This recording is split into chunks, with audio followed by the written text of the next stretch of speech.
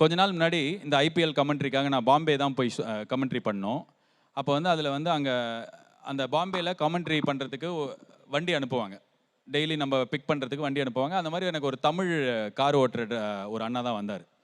அந்த டிரைவர் அண்ணா கிட்ட சொன்னார், என் பையனை ரொம்ப கஷ்டப்பட்டு பிகாம் வரைக்கும் படிக்க வச்சேன் சார். தமிழ்காரர், இங்கே திருநெல்வேலியிலேருந்து அங்கே போய் செட்டில் ஆனவர். அந்த பையன் வந்து ஆனால் சினிமான்னு சுற்றிட்டு இருக்கான். அவனுக்கு வந்து வேலைக்கு போயிட்டு எங்களெல்லாம் காப்பாற்றணும்னு இல்லாமல் இப்போ சினிமான்னு இருக்கான். அவன் கேட்டால் நான் அந்த வேலையை செஞ்சு காப்பாற்றுறேன்னு சொல்கிறான் அப்படின்னு சொல்லிட்டு சொன்னார். நான் வந்து நான் என்ன சார் பண்ணோன்னா, நான் பையனை கூப்பிட்டு கொஞ்ச நேரம் பேசுங்க சார்னா, அடுத்த நாளைக்கு அந்த பையன் வந்தான் என்கிட்ட. நான் தங்கியிருக்கிற ஹோட்டல் வந்தால் நாங்கள் ஒரு 2 மணி நேரம் சாப்பிட்டுட்டே பேசினோம். நான் அந்த பையன்கிட்ட சொன்னேன், இந்த சினிமாவில் எவ்வளோ கஷ்டமான இடம் இது. இதில் வந்து ஒரு இடத்துலேருந்து இன்னொரு இடத்துக்கு போகிறது எவ்வளோ ஸ்ட்ரகிள் பண்ணோம். ஆனால் அம்மா அப்பா கஷ்டப்பட்டு படிக்க வச்சுருக்காங்க.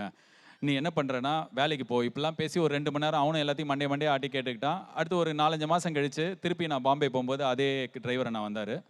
நான் கேட்ட பையன் எப்படி சார் இருக்கான், எங்கே வேலைக்கு போகிறான் சார்? நீங்கள் பேசுனீங்கல்ல சார். ஆமாம், அன்றைக்கி ராத்திரியே சென்னை கிளம்பி சினிமாவில் போய் சேர்றேன்னு போயிட்டான் சார். நான் என்ன சார் சொல்கிறீங்க அப்படின்னா, ஆமாம் சார், அவனுக்கு வந்து ஒரு எடிட்டர்கிட்ட வேலை கிடச்சிருச்சு அப்படின்னா. இது வந்து 3 இயர்ஸ் இருக்கும்.